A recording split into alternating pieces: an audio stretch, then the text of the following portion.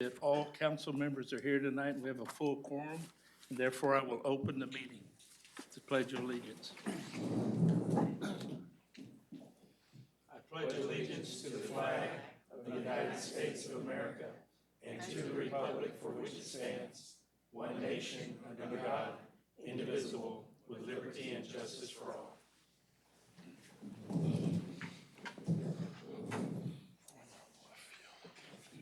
As we do every meeting, I'd like to welcome all of the citizens here tonight to watch us conduct business on your behalf.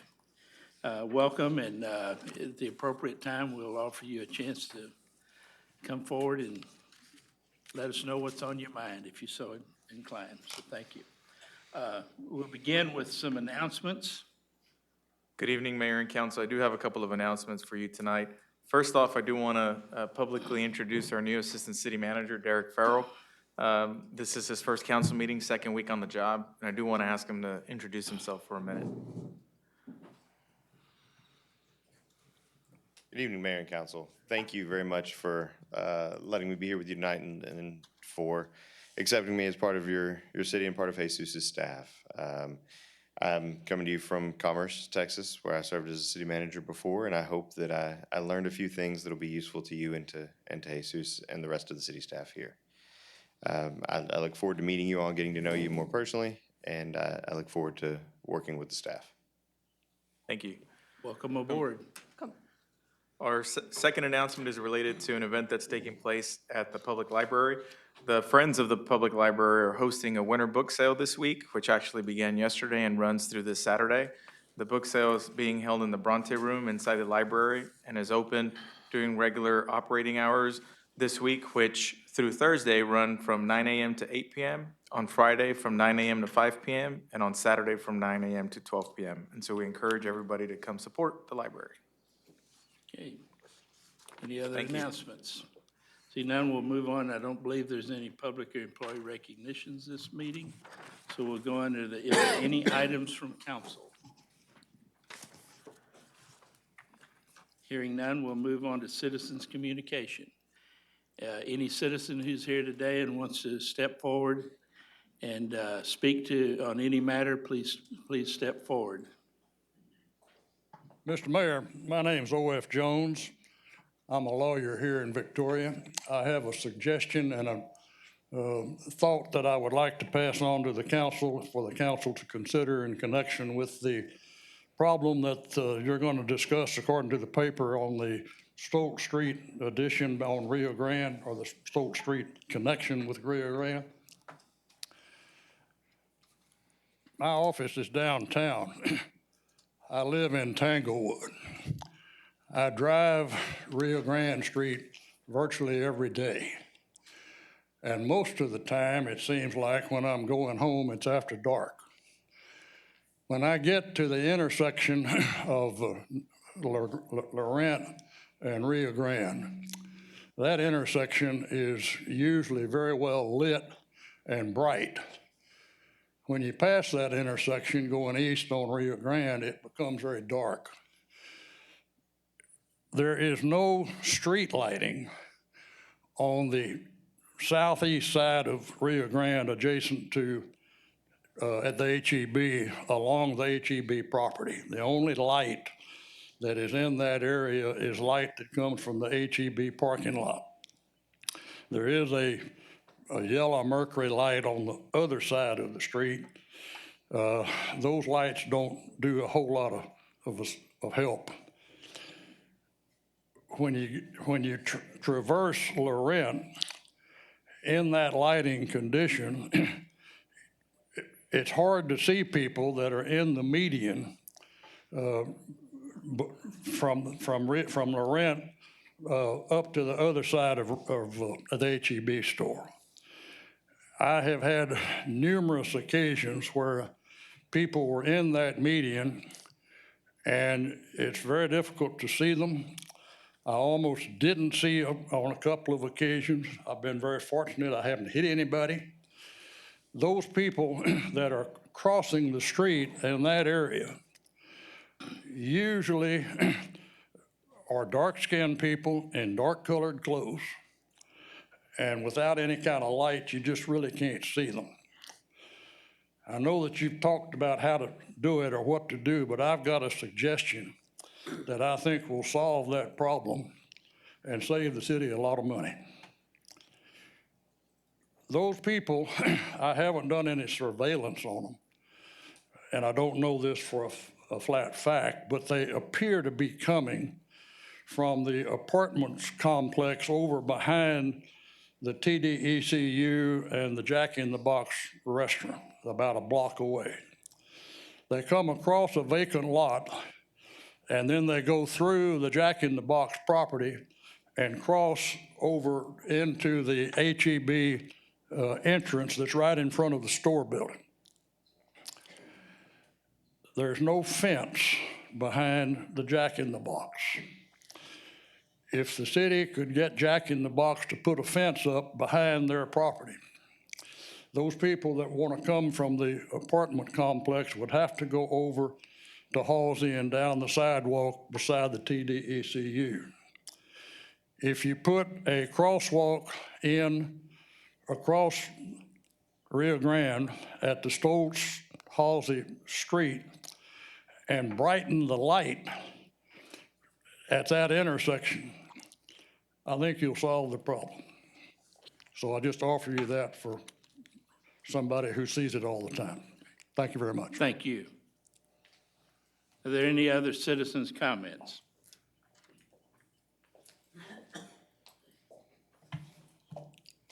Well, good afternoon. Hi. It's good to be here. I'm Cynthia Staley. I'm president of Golden Crescent Habitat for Humanity, and I'm here just to give you an update about Habitat. We celebrated our 25th anniversary last year, and I thought it would be appropriate just to give you an update because you've been a wonderful partner with Habitat through the years. Habitat has built 113 new homes in Victoria County and the surrounding area. We helped establish 2 neighboring affiliates, one in DeWitt County and one in Calhoun County. Now we're building in 5 counties, DeWitt, Goliad, Jackson, Lavaca, as well as Victoria. In Victoria, with an average VCAT appraisal value of $80,000, Habitat Homes have added more than $8.2 million to the local tax base, and our homeowners pay about $900,000 in property taxes annually for the whole 113 houses. Last year alone, we coordinated 714 volunteers for 12,695 man-hours. We built 4 new homes in the city limits, and we generated about $2.5 million in economic activity in our community. When Hurricane Harvey hit in 2017, Habitat was the first nonprofit to begin putting roofs on houses. And since November of 2017, we've replaced 74 roofs, and we've completed 50 interior repairs. We continue to do disaster recovery repair work today. With the temporary expansion into Refugio County to assist that county with its recovery, we will build 40 new replacement homes and repair 24 homes by the end of this year. We're kind of busy. We will build 10 new houses in Hope Meadows as a contractor for the Victoria County Long-Term Recovery Group. But sadly, when driving around our community, I still see dozens of homes needing repair. Some as the result of Harvey, and some as a result of deferred maintenance. So Habitat will continue to help our community recover as long as funds are available for Harvey recovery work. All of our disaster recovery funds come from private individuals. We haven't taken any government money to do this repair work here or in the surrounding counties. And as a result of this work, we've realized that there is a need for a permanent major repair program. You have in front of you just an overview of what our programs are, and you can see we have a regular new construction program. We have a minor repair program, which we call Brush Up, and that's basically just exterior repaints. And then we have our Habitat Rebuilds, which is disaster recovery work. So as a result of just knowing that the need is there, we're going to be exploring how do we implement a major repair program in the next 12 months. And it would be something that the homeowner would repay, but in the realm of $10,000 to $15,000, not like a full mortgage.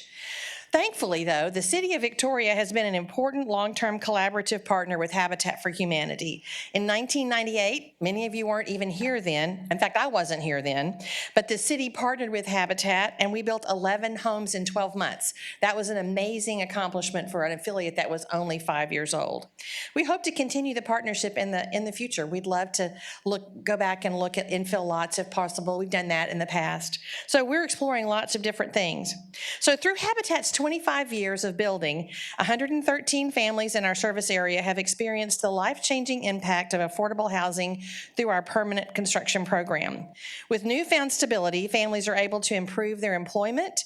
They have an increase in disposable income, which means that many of our Habitat homeowners and their children pursue higher education, becoming the first in their family to do so. Families report improvements in their health, including reduced chronic illnesses and costly medical bills as a result of the improved living conditions. 21 families have already paid off their mortgages completely, and so they have access to the financial equity and savings that goes along with paying off your home. All families report an increase in quality of life. These are measurable impacts that change not only the homeowner's life, but also the trajectory of all the family members' lives for generations to come. When a family secures safe, affordable housing, they secure their finances and ultimately secure their whole life. As an experienced provider of affordable workforce housing, Habitat sees the critical need for workforce housing in both the homeownership market and the rental market. In the state of Texas, working 86 hours a week at minimum wage just barely provides enough to afford a modest one-bedroom apartment at fair market rent. 47% of renters, are cost burdened, meaning they spend more than 50% of their income on shelter. All this means that the average family in the bottom 1/5 of earnings has less than $500 left after paying rent, which must cover necessities such as food, clothing, healthcare, and transportation. The bottom line, families in Victoria and around the state are working hard, but they have little chance of getting ahead. Just a few more comments. Maya Brennan, a senior policy associate with the Urban Institute, writes, according to research by the Stanford Center on Longevity, the recipe for a long and good life broadly fits into 3 areas: healthy living, financial security, and social engagement.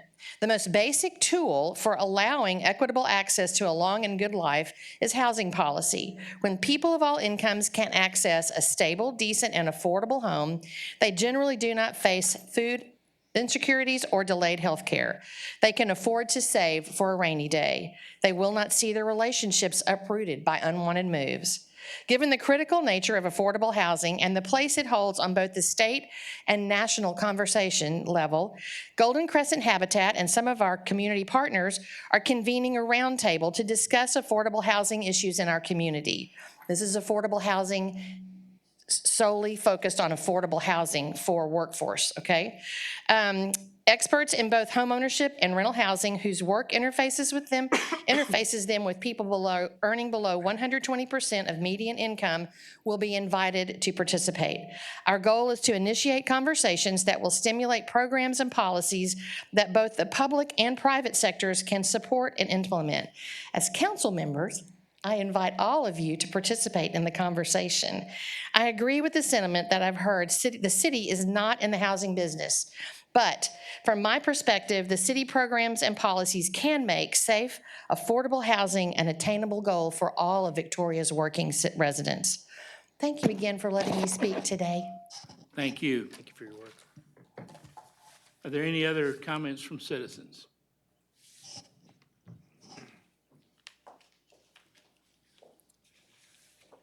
And we do like to limit them to 5 minutes, please. Yes.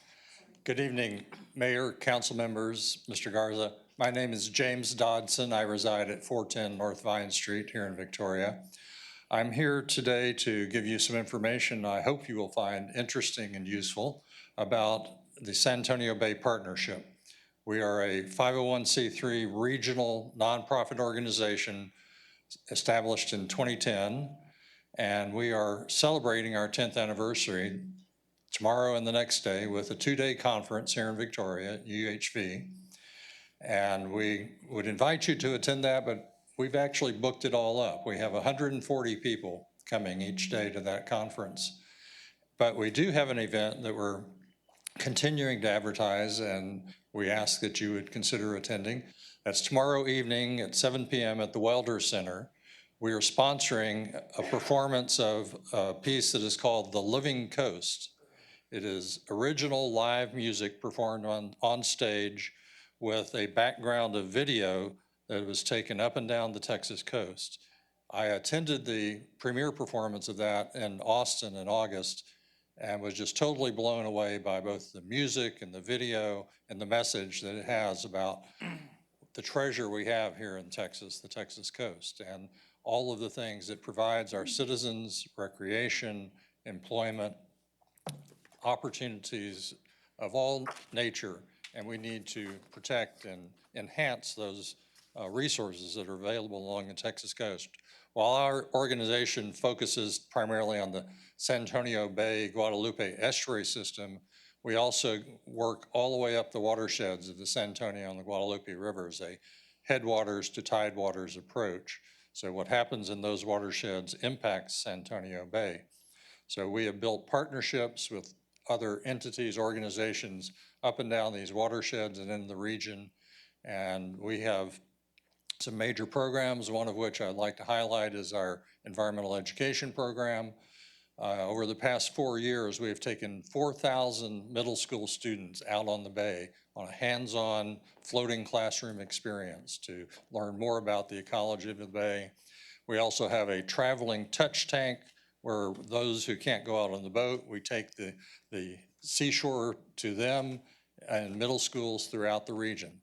And so we have really emphasized environmental education, and we also emphasize recreation. We have a series of paddling events where we get people to come out and paddle and learn about the bay system and the rivers as they do. So I would encourage you, if you don't have any other commitments tomorrow evening, to come join us, 7 p.m. at the Welder Center. Come early. We will be set up in the lobby with lots of information, some book signing events, and a little reception. So I would invite you to join us tomorrow evening. Thank you. Thank you, sir. I will leave some information here if anyone would like some additional information. I've bought a few flyers. Thank you. Thank you very much. Any other citizens' comments? Seeing none, I don't believe we have any public hearings, and we can move right into the consent agenda. That's correct. There are 6 items on the consent agenda tonight that will be approved by a single vote. They are first, the adoption of minutes of the January 7th, 2020 council meeting. Second, the ordinance amending the fiscal year 2019-2020 budget to transfer available funds from the TxDOT Overpass Fund balance to provide funding for various projects, providing for savings and declaring an effective date. Third, an ordinance amending the 2019-2020 budget of the City of Victoria to transfer $50,000 from the Hot Funds Fund balance to the CVB Boot Fest Fund, repealing all conflicting ordinances and providing for savings and declaring an effective date. Fourth is a contract with Texas Multichem for field renovations at the Youth Sports Complex in the amount of $78,197. Fifth is an interlocal agreement with the Texas Bureau of Alcohol, Tobacco, Firearms, and Explosives for access to the city's radio system. And sixth is an expenditure for repair of a raw water pump by Odessa Pumps in the amount of $49,103. I'll move we adopt the consent agenda. Second. We have a motion and a second to adopt the consent agenda. All those in favor say aye. Aye. Aye. Opposed, same sign. Item E1 is appointments and reappointments to the Victoria Sales Tax Development Corporation Board of Directors. And Mayor and council members, this resolution, as expected, comes to you with several blanks for positions that need to be filled. I think April may have a presentation about that. Mayor and council, good evening. I just have a short presentation. I originally did a report to you back in November, so we just wanted to give you a couple of reminders about this appointment before you consider who to appoint.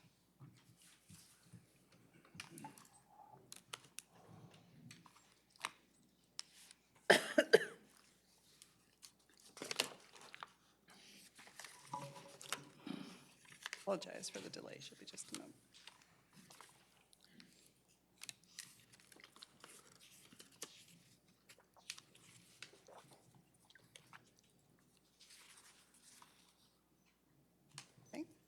So we're going to talk about just the terms and the term limits for Victoria Sales Tax Development Corporation.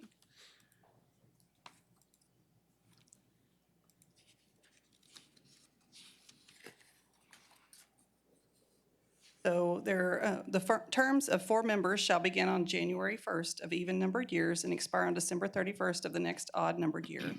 And the other 3 members are opposite of that, beginning on the January 1st of the odd-number year and expire on December 31st of the next even-numbered year.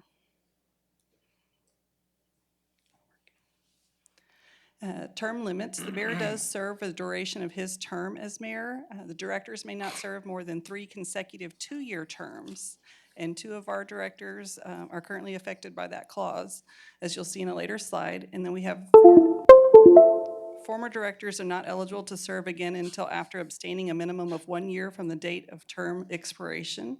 And a director originally appointed to fill a vacancy for a partial term may serve 3 full additional terms if the vacant position had less than 12 months remaining at the time of the former director's resignation. And our current board members, Mr. Louis Neitch, president, his term expired back in December. He's on a holdover clause currently. Vice President Lee Keeling, Decatur Joseph, Will Armstrong, his appointment did expire in December as well.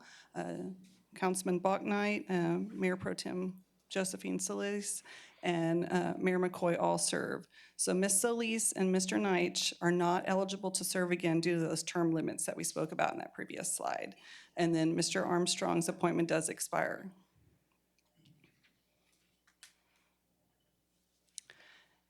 So those 3 are the directors that expired back in December. So we need 1 council member appointed and 2 other positions that are not allowed to be an employee, officer, or council member of the city of Victoria. We have 4 applications currently. So we have an application from Bill Blanchard, Emmett Alvarez, J.P. Hull, and Russell Dempsey, and then current director, Will Armstrong, has also expressed an interest and is eligible to be reappointed to another term, so his application was included in the packet as well.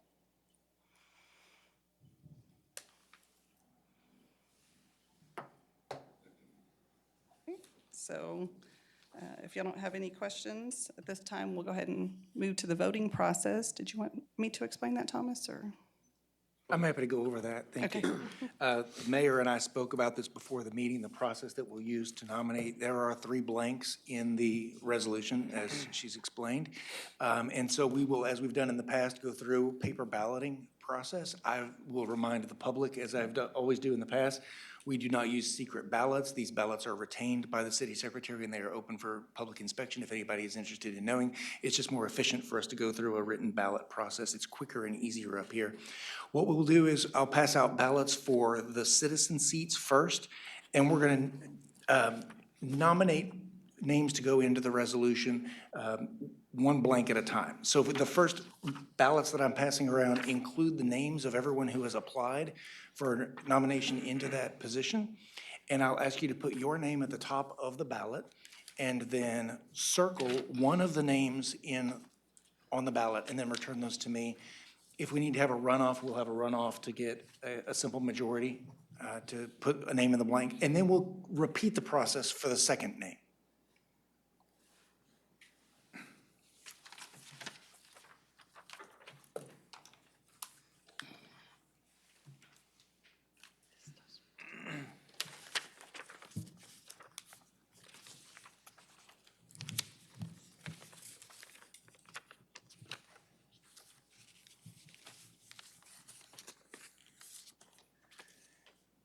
And I'll ask the city secretary to help me tabulate these.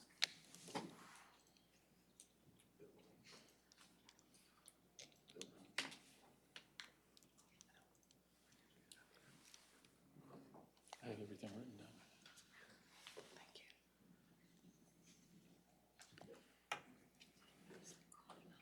So there were 4 votes, a simple majority for Bill Blanchard, so we'll fill his name into the first blank there, and then we'll move on to the second citizen seat. And so we're going to do the same process over again. And I'm again passing out ballots. They look the same, except that they say at the top, citizen seat 2. If you'll first cross off Mr. Blanchard's name, since he was appointed to fill in the first seat, and then circle one name to be your nomination for the second seat. And again, please put your name at the top of the ballot, since we do retain these for the historical record. Do you want us to put a number 1 as well in case there's a tie? Yes, please.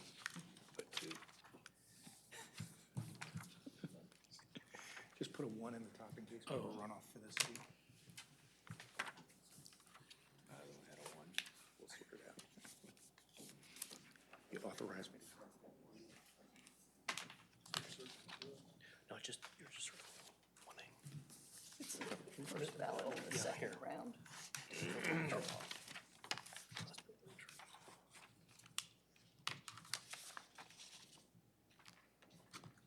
write your name.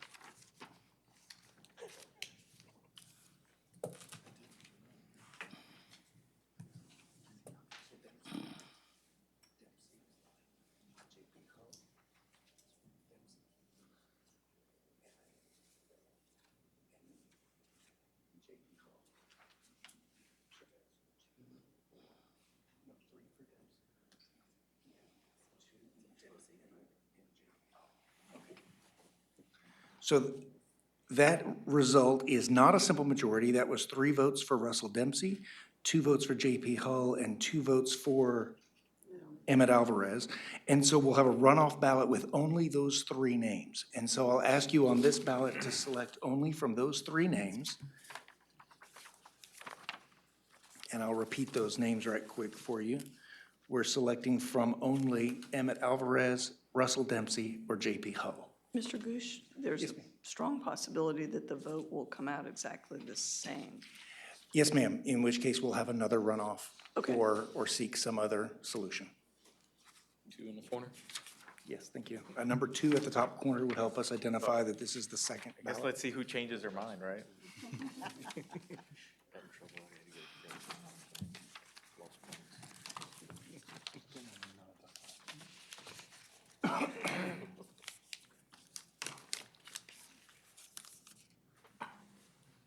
So then it will come down.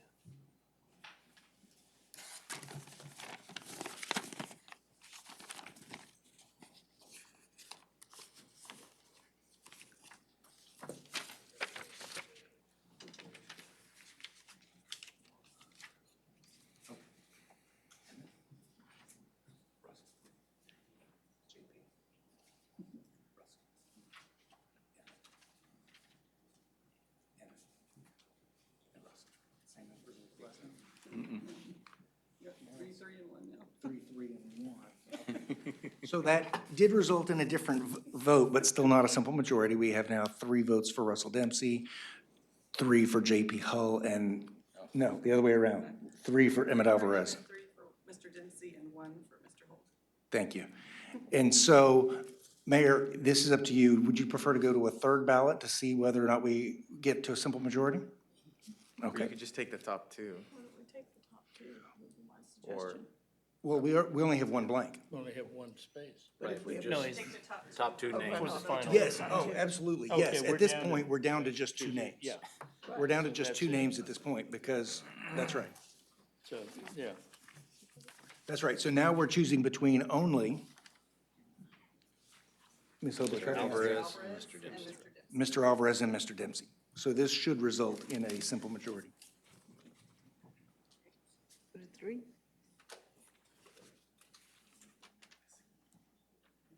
One more? Wait, it's probably stuck here.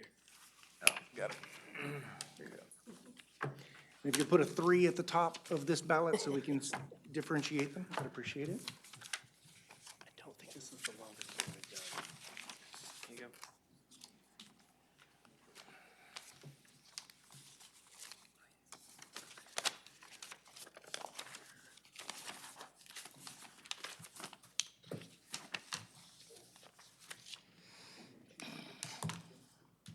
And Mr. Alvarez.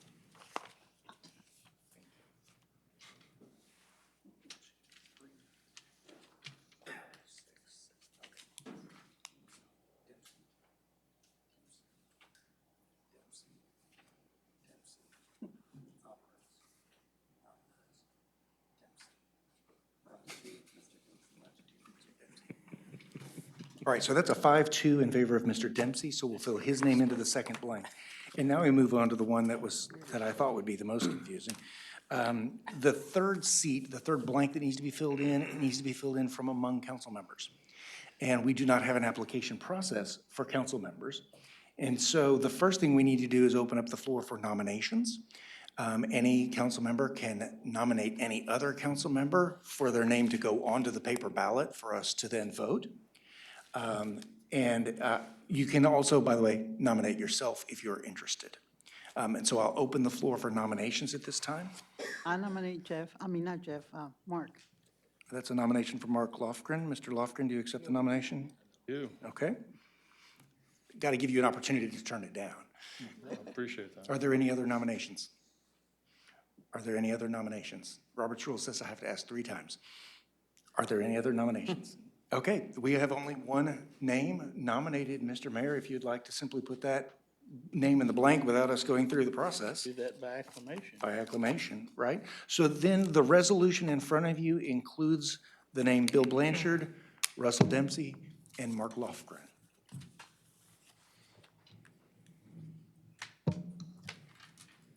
So is it time for a nominate? Now we need a motion, yeah. a motion on the resolution. I move to adopt the motion as created. Second. Been moved and seconded to accept the results of the elections and the appointments to this board. All those in favor say aye. Aye. Opposed, same sign. Item E2 is a contract with Public Sector Personnel Consultants for a classification and compensation study in an amount not to exceed $125,000.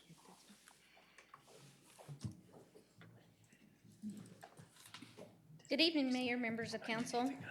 We bring forth this agenda item for you. Thank you, James. Requesting council's approval for professional services agreement with Public Sector Personnel Consultants to do a comprehensive classification, job classification, and compensation study not to exceed $125,000. The last time the city completed this level of a compensation study was back in the 1990s, so it's well overdue. We did conduct, as part of our process, RFP process, 9 vendors submitted responses.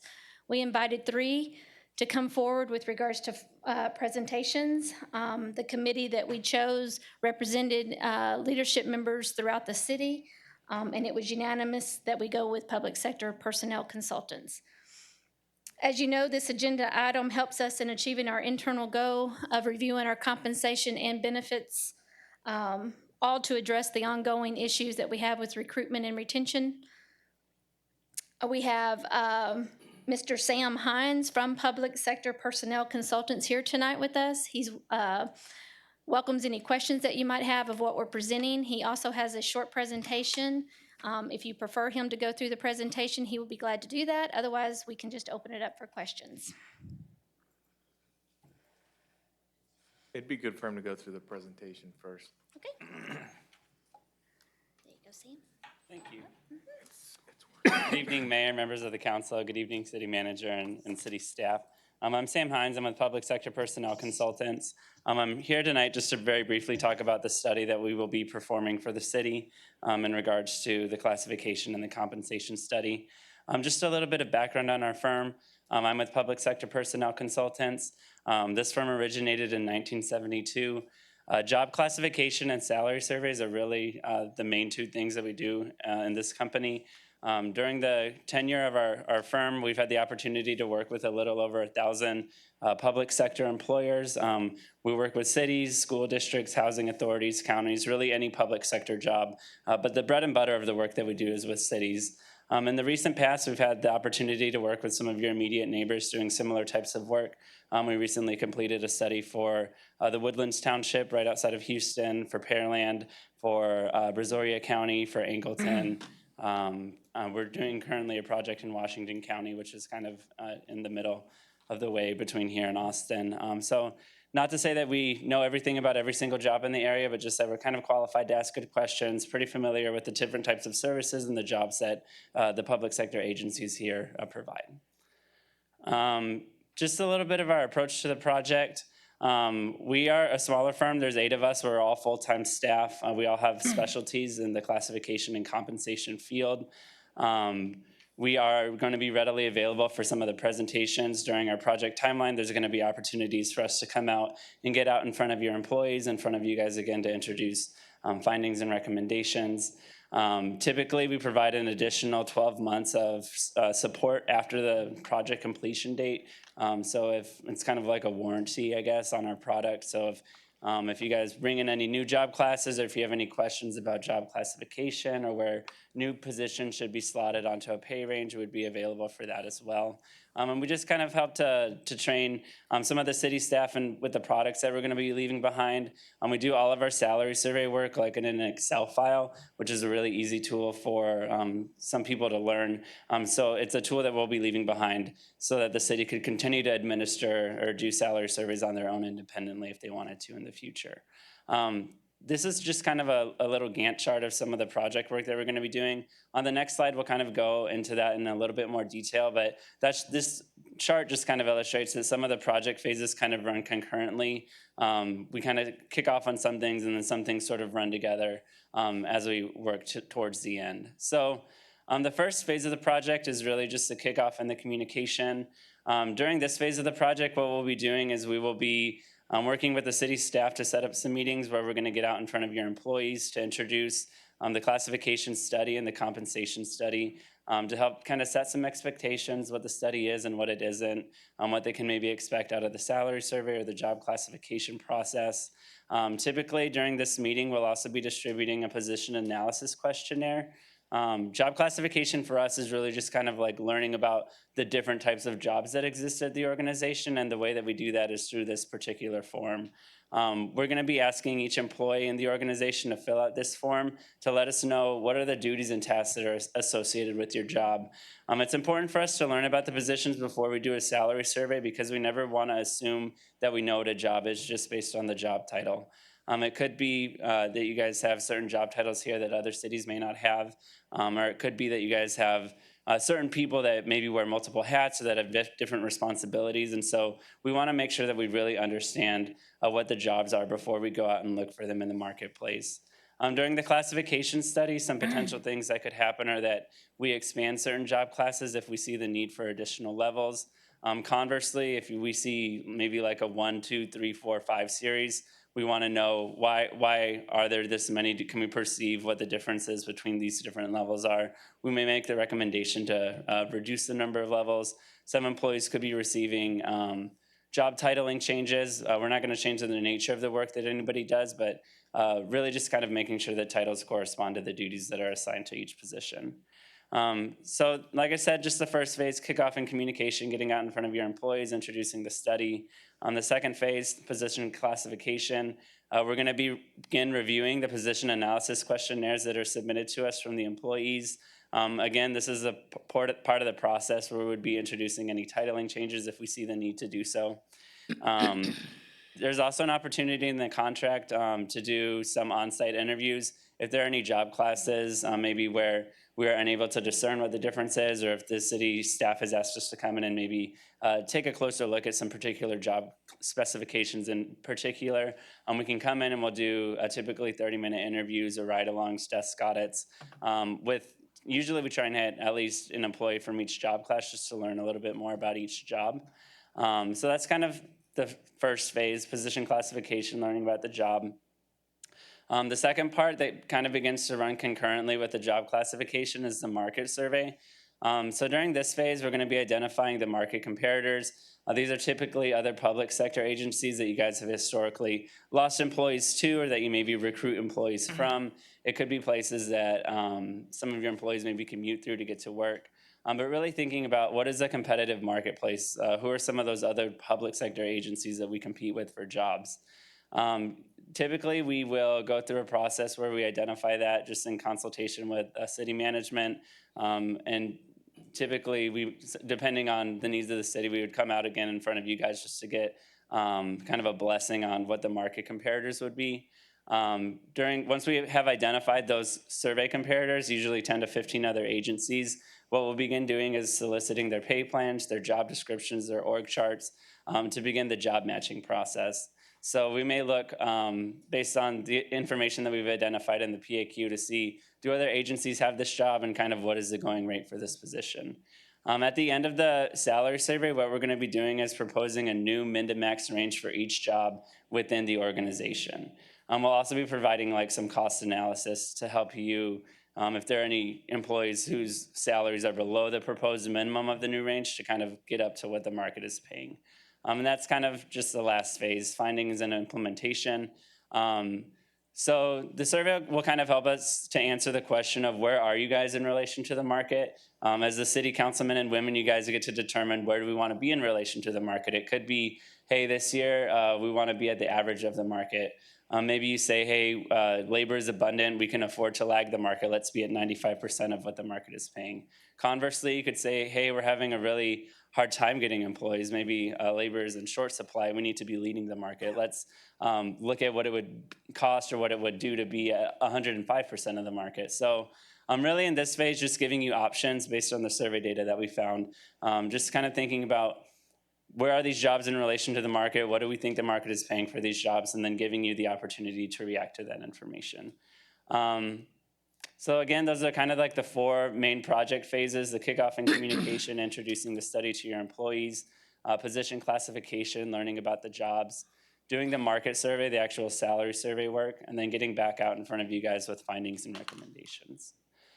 This is just an example of a salary survey sheet. So this is one of the products that will be included in our during the salary survey process. So here you can kind of see, this is just an example of like a benchmark job class, an administrative assistant. So here we're looking to see what is the midpoint of that jobs range here at the city of, I'm not sure where this example is pulled from, but we'll just say from Victoria, just for the purpose of an example. Here you can see that we've identified the midpoint of the pay range from these other cities. So typically we try and benchmark anywhere between like 60 to 80% of all jobs. I think here we'd be looking at 150 to 200 benchmarks. Not every job in an organization is always a benchmark, just because certain cities have jobs that are unique or different, or maybe they've been combined in a different way. But this is kind of like what we use to guide the placement of jobs onto ranges.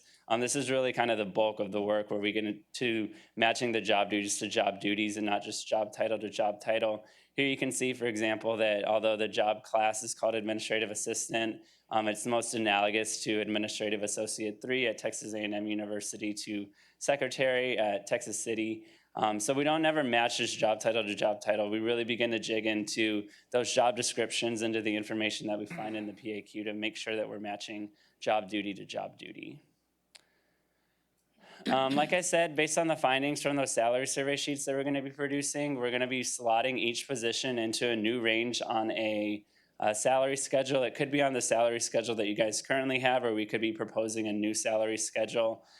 Typically, we try and use a salary schedule that allows you guys to be responsive to what the market is paying.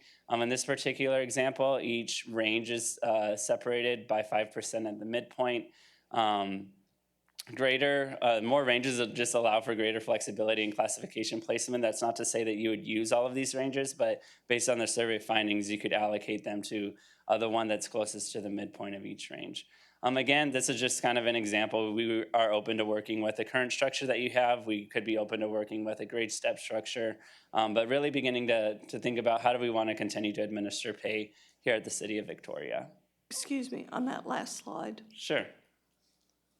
what does that mean? Each range is 50% wide from minimum to maximum, because there's 5% between midpoint, minimum, and maximum, which to me is 10%. So I'm not understanding each range is 50% wide.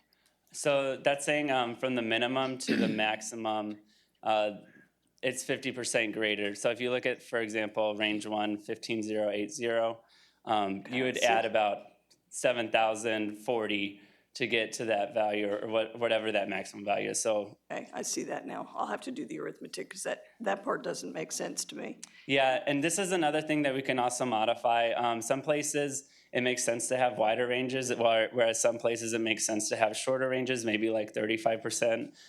For particular job classes like line level, maybe you want to have a narrower range because it takes less time to acquire the skill sets for that position, and for maybe some of your executive level positions where it could take years to maybe accumulate those skill sets, you may want like a wider range. But again, this is a table that's easily modified, and that we would be working with the city to kind of identify what do we want this table to look like, how do we want it to meet the needs of the city. And then ultimately, you would perhaps say that this particular job is in salary range 36 or range 36 through 40 or something like that. Yeah, we would come back and for each position within the city, after the classification review, say, hey, we benchmarked this job, the survey's saying that it belongs in a range 35, and we would go just kind of each job in the department and assign each job to a range.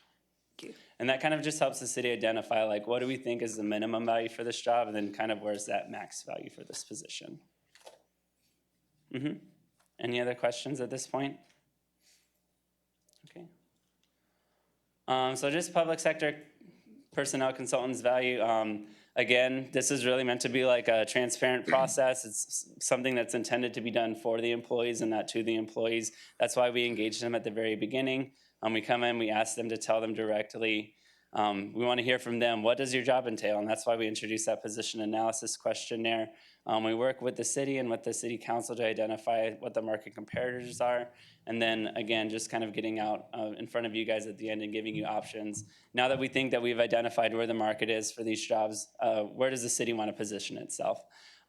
Again, we're a staffed firm. We have about 8 of us who are dedicated just solely to this really niche function of human resources, classification and compensation. We're an independent, neutral third party just coming in to look and evaluate the jobs and to identify what the market is paying for each position. We have over a 98% implementation rate. A lot of times we work with agencies where maybe it can be fiscally burdensome to adopt it in 1 year. So maybe we do like a multi-year phase-in strategy, but really flexible in the way that we can implement some of the findings based on the needs of the city. Again, this format that we're going to be producing is left in an Excel file. We will be training some of your HR staff if they ever want to do a salary survey update in the future. And our product also comes with that 12-month warranty. So if you bring on any new job classes, or if you have maybe any reclassification issues, if maybe the job duties of an individual changes and you guys want to come and ask us, hey, where do you think this job belongs on our new pay plan? We're open to that as well. So it comes with that full year of classification and compensation assistance. So those are kind of some of the highlights. Are there any questions that I can address at this time?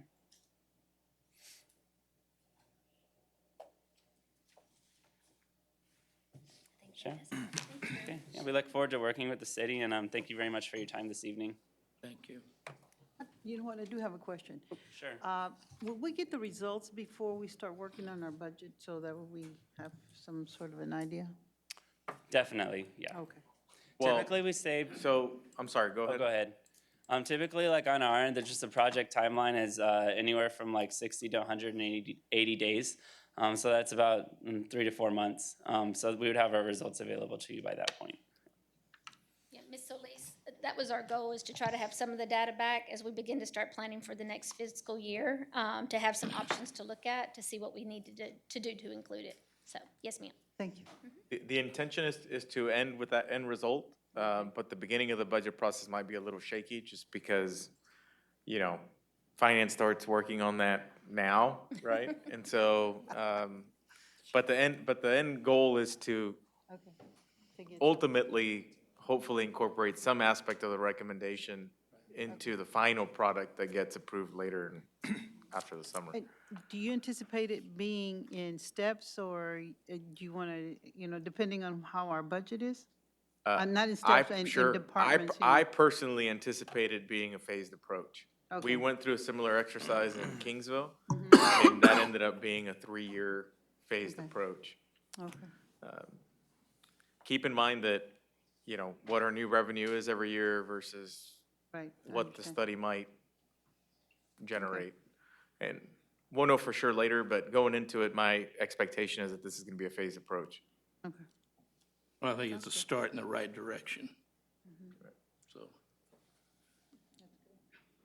Thank you very much. Thank you very much, yeah. Yes, sir. Thank you, Sam. all right. Could I entertain a motion? I move that we adopt E2. Second.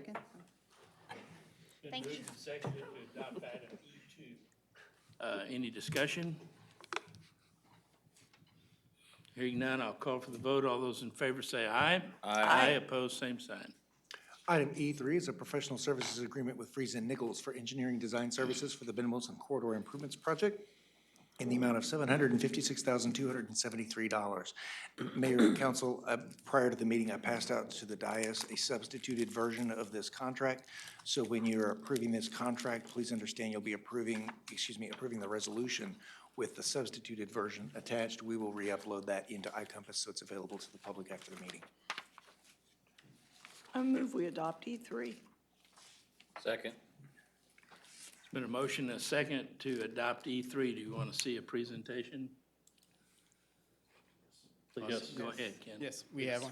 Before I introduce the consultant we've selected, Friesen Nichols, as you remember, the purpose of this project was as UHV expanded to the east side of the road, there were some concerns from University of Houston, Victoria, and the city regarding the safety of the students as they cross the street. Back in July of 2017, the Friesen Nichols was hired by UHV to prepare a presentation for the city. And upon that presentation and many discussions, it was elected upon to go with an option that basically made Ben Wilson between Airline and Red River a 3-lane section with a raised median in the middle. Then in September of 2017, we entered discussions again with UHV, and finally on May of 2019, a resolution was approved by council to proceed with authorization to move forward with hiring a consultant firm to proceed with the project. RFQs were sent out to the engineering firms. We received 5 responses: Urban Engineering, Civil Corps, Friesen Nichols, Binkley and Barfield, and Doucette out of Austin. Upon staff review, we had 5 people at the city reviewing them, and we selected Friesen Nichols as the best option for this project. One of the change that's presented on that form was primarily due for drainage. We wanted to clarify the issues with drainage with Friesen Nichols. One of the items that was concerning was about the downstream drainage. We felt that that's an independent issue from this project. So we wanted to make sure that that was not part of this project, not part of it. However, Friesen Nichols is still charged with making sure that the improvements to that road does not impact or adversely impact downstream any more than it already does. One of the things that we brought up back in our drainage master plan was interim phasing, which you build and design the drainage system and what's going into it currently. In other words, what the drainage system, what the surrounding properties, the areas draining into it, is design Ben Wilson's drainage system so that at some point when the city does redo the downstream drainage system from Red River down to Lone Tree Creek, that system on Ben Wilson, it will already be done. We won't have to go in there and rebuild it, add more drainage to it. So that is something they're going to look at. And from here, I'll turn it over to Friesen Nichols.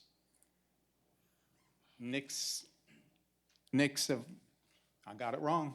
Sakeva. Sakeva.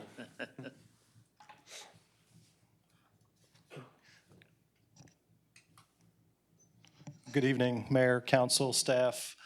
My name is Nick Sakeva, and I'm here tonight to give just a brief presentation on the Ben Wilson Street Corridor project. Certainly, we are very appreciative to be selected for this project. Thank you for entrusting us to help deliver this important project for the city. I'd like to just go through a few slides just to kind of touch on some of the high points of the project. There are certainly a lot of elements that I may not get to, but if there's questions that we can address, we'll be here to address those questions.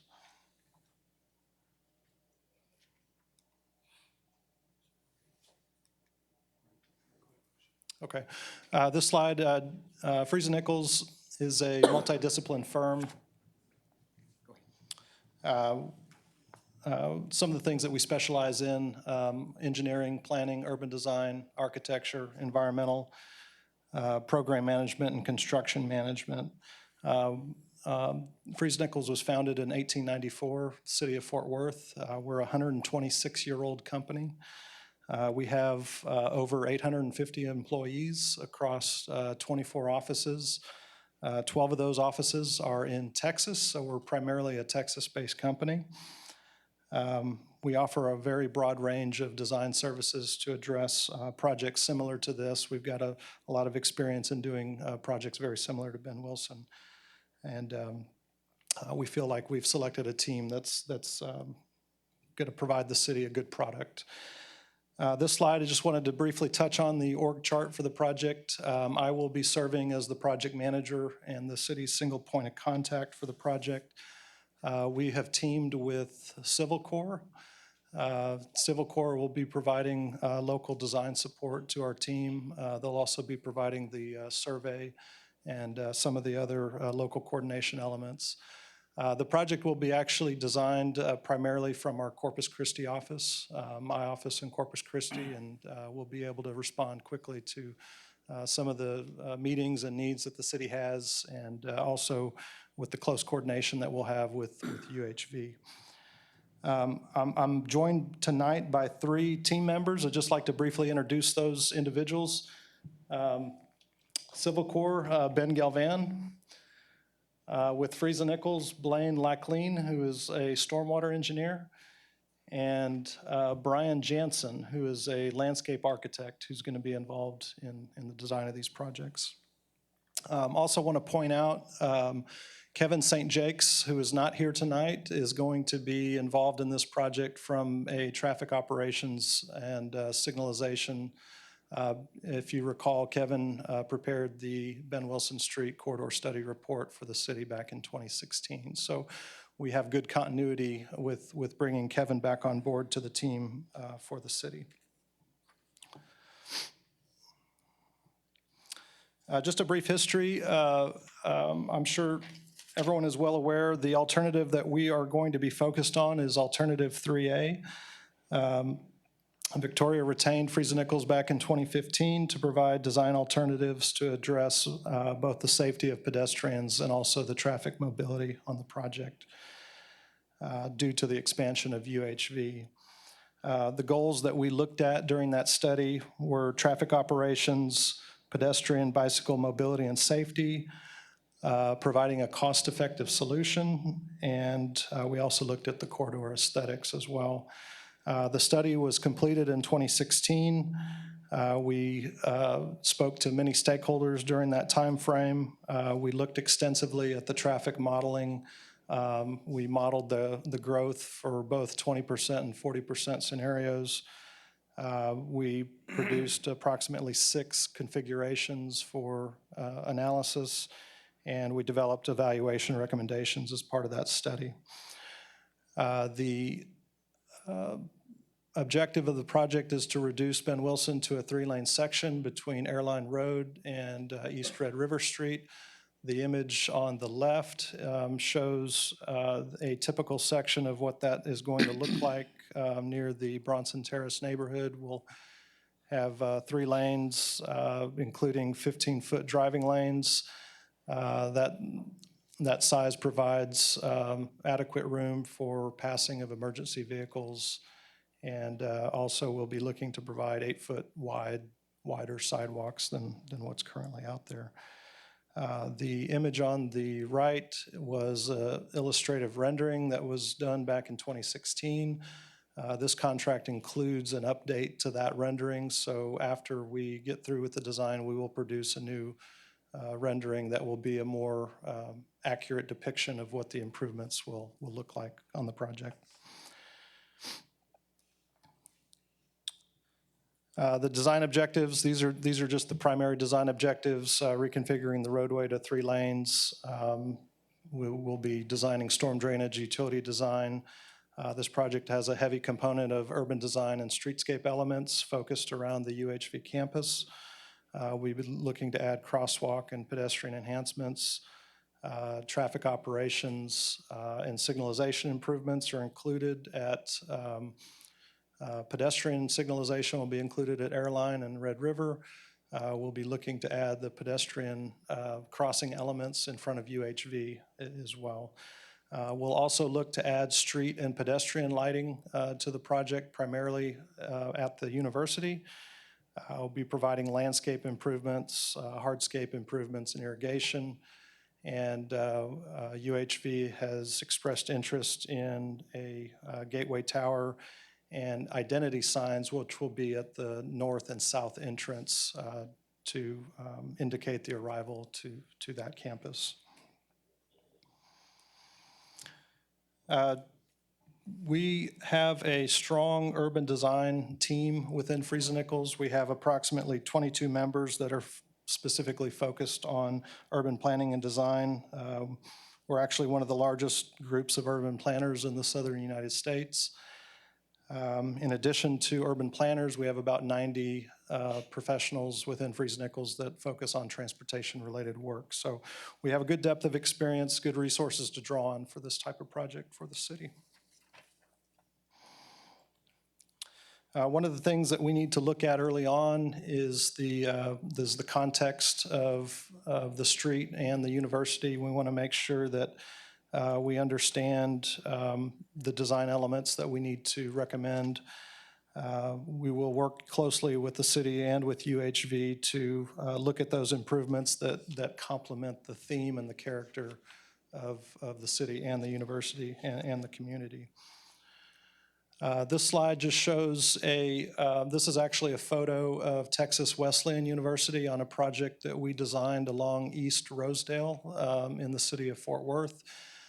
This slide just kind of depicts an example of how we were able to kind of integrate the aesthetics of the university into the pedestrian needs of the project with the design of the East Rosedale for Fort Worth. One of the primary objectives of this project is to address the drainage issues. As Ken mentioned, this project doesn't fully address the downstream constraints that will continue to exist, but we will analyze the drainage and we'll look at all of the areas that contribute to the drainage of that roadway, not just the roadway itself, but we'll look at the properties that actually drain to it and contribute stormwater to make sure we have a full understanding of how much runoff and stormwater underground conveyance is coming to the roadway. As you know, this project is really controlled by a downstream constraint that we cannot fully address with this project, but that has been identified in the master drainage plan, and our goal of this project is to design the drainage accordingly so that it works well once that downstream constraint is addressed. This slide just shows some of the existing drainage improvements that exist. One of the first objectives that we get into the project is we'll get a detailed survey, identify the locations of those drains, identify the elevations of the outfall. We understand that some of the drainage is relatively shallow under the roadway. We know that the elevation right there in front of UHV is actually a little bit lower than the elevation of the intersection of Red River. So we'll take those items into account when we look at the drainage and make sure that we recommend improvements that will work well once this is fully improved.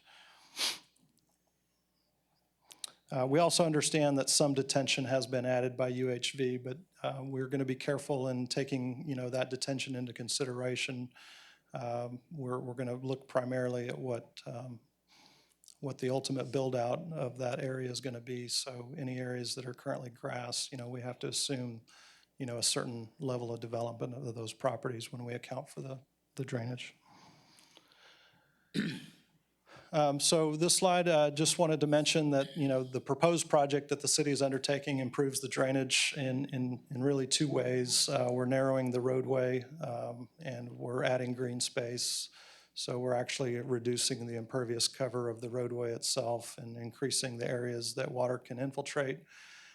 We're also going to be studying the inlet capacity of the roadway and to make sure that the inlets and the storm pipes are sized appropriately for the improvements. And the statement at the bottom, I mean, these items will help, but not fully eliminate the existing drainage problem. Just a list of a few of the stakeholders that we've talked to. These are folks that we'll be engaging with, again, to some level, primarily UHV, of course, but to a lesser level. We met with each one of these individuals during the study, and we gathered good input as well. These next few slides just kind of take us through a progression of the design process and the bid and construction phase. One of the first things that we'll do is we'll have a kickoff meeting with the city and with UHV to gather data and to make sure that we have a good understanding of their needs and start bringing concepts and ideas that we can show them, that we can see which direction that some of the improvements are going. Some of the first things that you'll see is we'll start the topographic survey right away on this roadway. We'll also do a geotechnical engineering study, so there will be some geotechnical crews out there that will take some borings of that existing pavement so we can understand what we're working with, so we have a good idea of how to recommend the appropriate pavement design as well. Again, we'll take this to a 30% level first. At that point, we will be glad to come back to the council after the 30% to provide an update. We can give you all a better idea of what we've uncovered during the drainage design and some of the elements that UHV is looking to incorporate. We will have a preliminary alignment of the roadway, of the intersections, of the medians at that point that we can show y'all and get some feedback at the 30% level. After the 30% level, we'll move into a final design phase. We'll have a 60% submittal where the city and UHV will have opportunities to provide feedback and comments. We will meet with stakeholders, including UHV, Transit, TxDOT, and others. And then we'll be on to the 90 and 100% submittals as well. Once the project is fully designed, it'll go into a bid phase where the city will receive bids on the project. We'll work closely with the city to identify prospective bidders. This might be a time where the city might choose to have a public meeting to provide citizens a idea of what's coming and to answer any questions. And then we'll move to a construction phase. This slide just shows a project schedule. This is about a 2-year process. We are going to complete the design by the end of 2021. We'll go into the bid phase, and then we are hoping to have construction start by the second quarter of 2021. I think I mentioned the design will be completed by 2020, end of 2020, and then construction start in 2021 with completion in early 2022. You meant the design complete by the end of 2020. 2020, correct. Sorry, I misspoke. Really quick construction. Yes. Yes. Yeah. Designed by 2021 and finished by 2020. Yeah. Yep. And with that, I'll stand by for any questions. I just want to briefly add, if I may, that the PowerPoint itself showed the inclusion of a public meeting towards the end of the process, but we've had conversations about having a public meeting earlier in the process to help answer any questions that stakeholders or residents might have through the design phase as opposed to after, once it's complete. And so we'll proceed with that thought in mind, because we know that this is a project that's very important to the people that are primarily impacted by it. And so we want to make sure that we give them an opportunity to learn about this project while it's being designed as opposed to at the very end. So this project, is it a new roadway or is it a mill and overlay that we're gonna have to repair and put on our CIP list in 5 years? I think that's part of what they're gonna figure out. So the objective is primarily a mill and overlay, but before we decide whether mill and overlay will be sufficient, is we'll do a geotechnical investigation, determine the thicknesses of that existing asphalt and base layer. There may be some areas that our geotechnical engineer recommends that be fully reconstructed, but we'll get those recommendations. The other important aspect is we'll have to look at the overall grading of the roadway. We still have to make sure that each driveway drains appropriately once we narrow that roadway, and based on the final grading, that may dictate areas that may need to be fully reconstructed. But the goal, as I understand it, is to focus in primarily on a mill and overlay. Well, I remember differently than when we talked about this. This was a brand-new reconstructed roadway. If there's no way we could go back and look at that, I'd appreciate it, because I don't want us to have talked about doing a brand-new roadway when we approved it, and now we're coming back with something of lesser quality. And how old is Ben Wilson? How old is that base underneath it? It was built in 90, about 91, 89, 91. And that section of Ben Wilson is a full-depth hot mix. That one's built very well. In the southern section, it's a little different. It's cement stabilized base. So the mill and overlay, primarily that road is seeing a lot of condition issues, primarily on the surface, not so much in the base layer. And we'll definitely look at that. Are there points of what I call point repairs that need to be made? But overall, my opinion is that road's in pretty good shape because of the construction. Right, but also, if the project was sold to us as a brand newly reconstructed roadway, and we're not getting that, then that's not right. So I want to go back and make sure that we look at that presentation, and I seem to remember that it was a brand-new constructed roadway across. I know the estimates were based on mill and overlay, even the section between Business 59 and Red River, but we'll sure look at that Yeah, just older do a double presentation check, and please. verify. We sure will. Sure. Well, my concern in that, I didn't talk to you about any of this, but if 30 years of that base are already on it, and what's the average of a base? 50?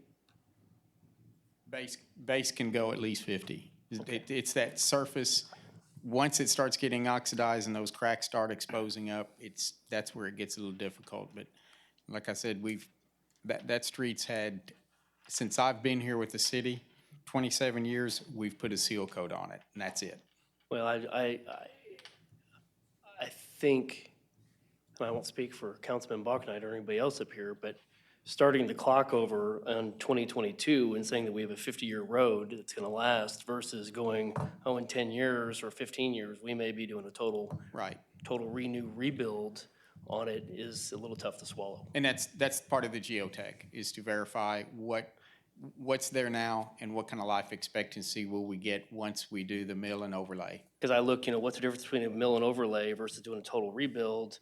And yes, it's gonna be more as a rebuild now, but 15 years down the road, we're gonna do mill and overlay, Right. and then this as well. And with the, I guess the problems that would cause for traffic 15 years down the road, because if UHV continues to grow, which they say it's going to, and I hope that it will for our community, you're gonna add a whole bunch more people and rebuild a road when we got a ton more students here. I see problem after problem after problem with that. And that's part of our study, Freeze and Nichols study. So what's the mechanism with the cost estimate if it proves that you need to have a rebuild? We'd be able to look at the cost estimate that was originally presented and just determine what was in that. And like, I've got it right. Let me look at it. Well, I think his We need to question look is at more of what do we do if it ends up costing more money? We'll have to Because Yeah, I mean, if I remember, that was an issue that I think we dealt with probably the first meeting I had showed up here. Right. And there was a discussion about what happens if somebody made the point that the city of Victoria would have no expense beyond this point, if I remember correctly, the conversation. That's correct. And the contract between the city and UHV, and I'm going off of recollection here, please allow me to go confirm this, contains provisions for how to do adjustments if the price winds up blowing the budget, for lack of a better word. I don't recall what those provisions are off the top of my head, but I'll be happy to look back into that, and I can come back at a later time with more information. Well, I'm satisfied that we're gonna have you will learn that through your geotech work. Yeah, early on. Early on and come Early on, back. that's one of the first two items that they work on, surveying and geotech. Okay, Thanks. thank you.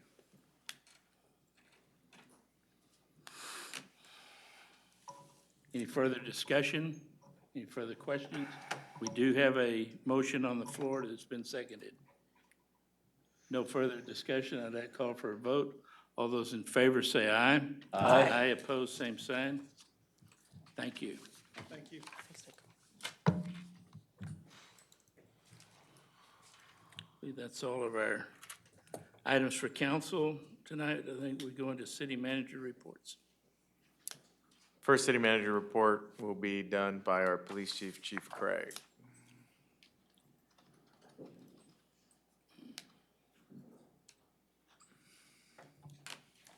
Good evening, Mayor, members of City Council. Tonight I bring to you the Victoria Police Department's 2019 full racial profiling report.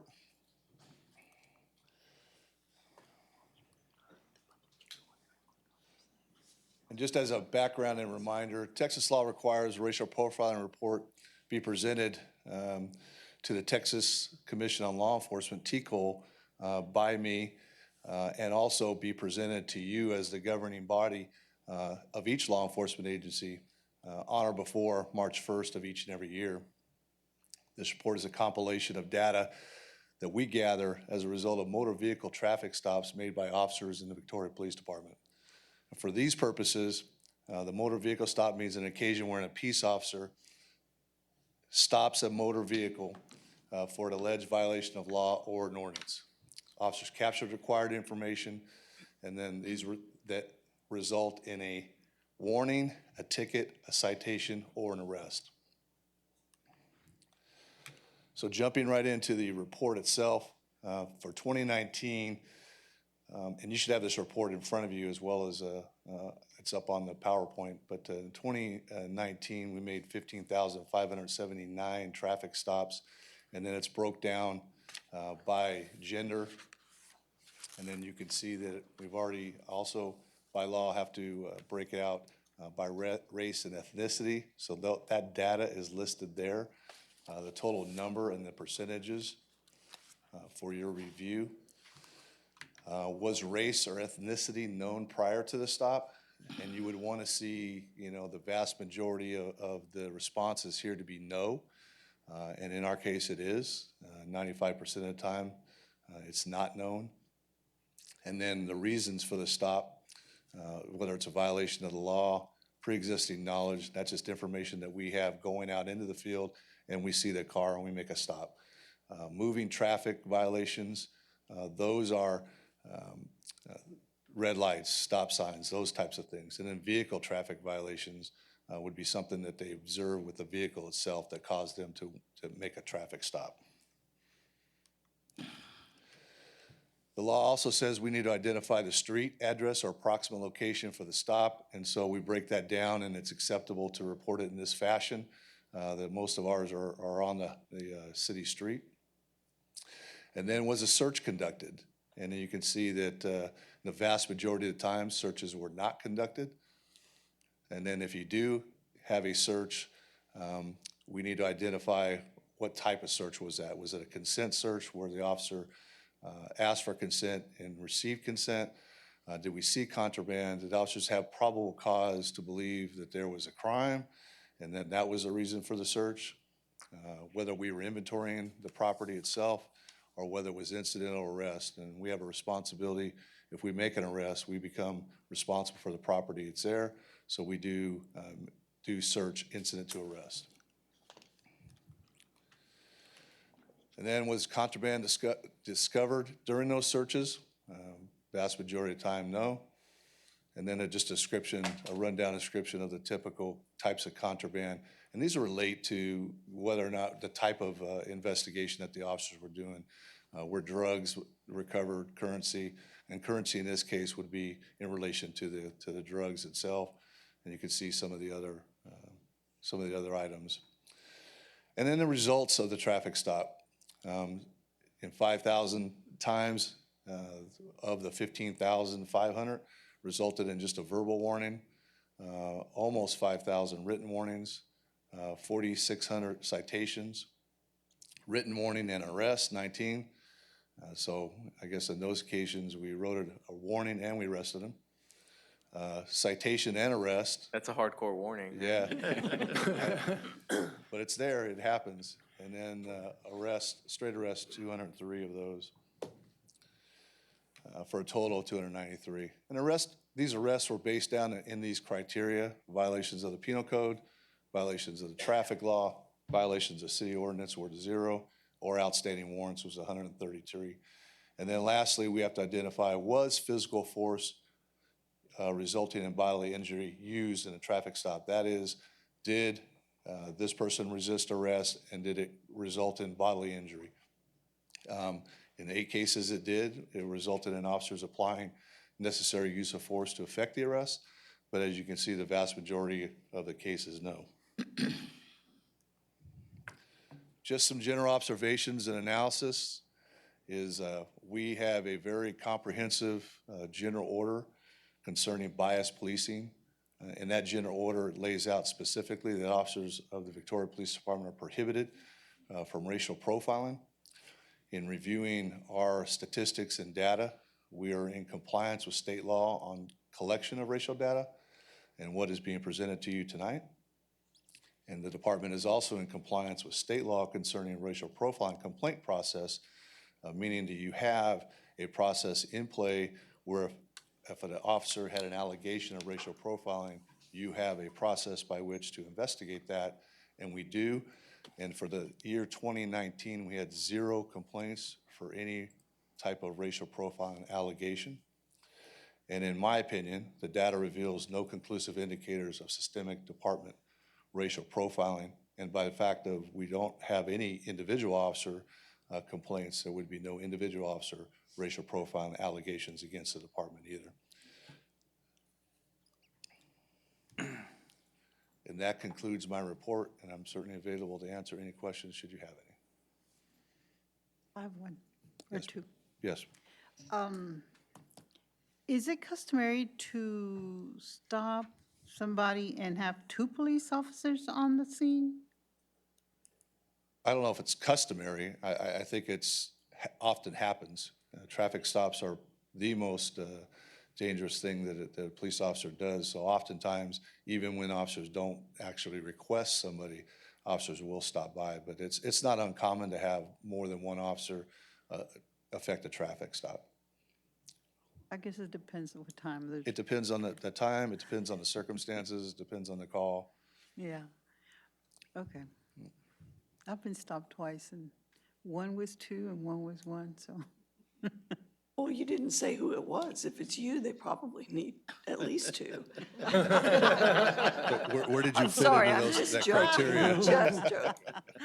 No, it was an hour of the night, that's all it was. That's okay. I can help with that lead foot.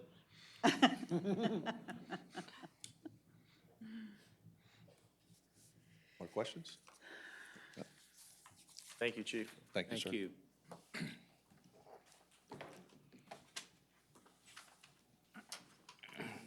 Before we get into the next city manager's report, we are going to convene quickly an executive session. Thomas? Sure. So the city council will recess now into executive session on the 21st day of January 2020 at 6:23 p.m. under Texas Government Code Section 551.072 to deliberate the purchase, exchange, lease, or value of real property interests due to the fact that a deliberation in an open meeting would have a detrimental effect of the position of the city in negotiations with the third party. Thank you. And we'll just meet here downstairs.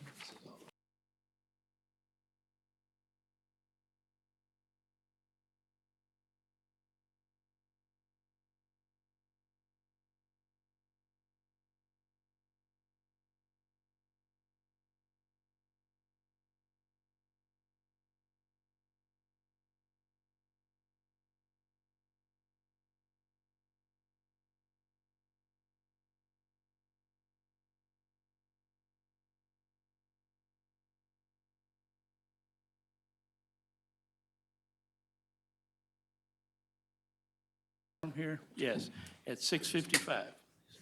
I think we'll continue with our city manager reports. Ken will continue to provide an update on the Stoll Street project, or HEB project. Okay. What I've got is a brief presentation on where we are in project update on the Stoll Street realignment project. Okay. Kind of a background, about 2 years ago, in an effort to improve the pedestrian safety, staff worked with AEP to upgrade the lighting in the area. And we, again, after tonight's comment, I'm gonna reach out to AEP and verify that all the lights are working, they're meet the wattage. That was one of the options and one of the things we really did reach out for, so. And that was funded out of CDBG funds. I'm going to throw in there that if those lights right now are what we started with, it's still not adequate. I've had that same feeling. It's very dark in that area. Right, and one thing this project will do, and I'm gonna kind of jump to a different, since you asked that question, is once the signal goes in with TxDOT, each pole, which there'll be 4 poles, signal poles, each one will have LED illumination, and we will put the brightest one we can find. So we'll light up that intersection. And back to the presentation on the background. As a result of some accidents at the intersection, we met a traffic management team, which is a city, county group. It's our traffic group, county, fire, police, engineering, and planning and development. We all meet whenever we need to, about once a month or every other month. We discuss traffic issues. This one was brought up. TxDOT's also involved. Forgot to mention them. We came up with a couple of options. As you can see, realign Stolz to make it intersect with Houston Highway at a 90-degree angle, directly opposite of Azalea, and that includes moving HEB's driveway and signalizing the intersection. And then another option was the cul-de-sac Stoll Street. That also included moving HEB's driveway. TxDOT has received funding to construct the traffic signal. And then during the October 1st council meeting, the two options were discussed, realignment or cul-de-sac. And then on the October 15th council meeting, resolution was passed selecting the option to realign Stoll Street. So that's where we're proceeding with. The city, and these are the associated estimated costs for realigning Stoll Street. Estimated construction cost is about $340,000. The sidewalks on Azalea and San Antonio streets, CDBG funded, is about $160,000. Signal cost, which is TxDOT funded, is $400,000. Right-of-way cost, of course, will be determined. And then surveying, preliminary, and design right-of-way boundary survey is about $30,000. We've already begun some of that. We, as staff, will do some of the in-house design also. So the potential is $530,000 plus right-of-way cost to be determined. And just really quickly, council did approve a budget amendment that allocated some funds to go towards this project from the TxDOT overpass funds. And that was that 500,000? 500,000. Yeah, 500,000. Okay. And this is just a picture showing the realignment. Again, as we get into the more of the design aspect, this may tweak a little bit, get that sweep in better. Of course, working with property owners, make sure everything works, and TxDOT. And this is the actual right-of-way, what it looks like, and the road as it sweeps around. It's just a better, more prettier picture. And this is the sidewalk that goes behind the housing development over on San Antonio Street. It will go down San Antonio and then down Azalea to tie into the sidewalk as was mentioned this evening. We want to get the citizens directed down that way. This project, we're right now we're designing it as we speak in-house. And here's the schedule, and I'm going to kind of hit the highlights. Begin and advertise Azalea and San Antonio Street. That's the project that you saw before, the CDBG project. We want to get that out March 15th. The Stoll Street realignment is June of this year. And then TxDOT, I believe they're looking to advertise in October. And one thing to note is even though a signal construction goes fairly quickly, there's a big time delay. Once the contractor gets the contract, getting those poles can range 2 to 4 months, easy.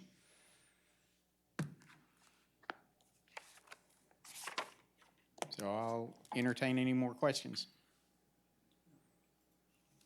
Questions? I guess it would be, my only question would be possible to continue some of these conversations on that right-of-way acquisition so we can learn more about it moving forward. Yes, we keep everybody possible informed of that. Start doing that quickly so we get a sense of what that might be as quickly as possible. Yes, Mayor, sure can. Thank you. I guess I'm thinking the same thing. I'd really like to know what the response is from HEB, since they would be impacted by this. And, you know, I'd like to know that they're willing to be involved in this new design. And if not, I'd want to know that information as well. Any further questions from anyone? Hearing none, thank you very much. Thank you. Mr. Gill. Going back to the agenda, Mayor, it looks like we have completed all business except for one more executive session. So if you'd like, we can adjourn now into executive session. So this is the City Council recessing into executive session on the 21st day of January 2020 at 7:03 p.m. under Texas Government Code Section 551.074 with regard to personnel matters, including but not limited to the routine annual performance review of the city manager and city attorney. Thank you. We will return here. No, we're not anticipating any additional business, and so we will likely adjourn from executive All right, session. thank you.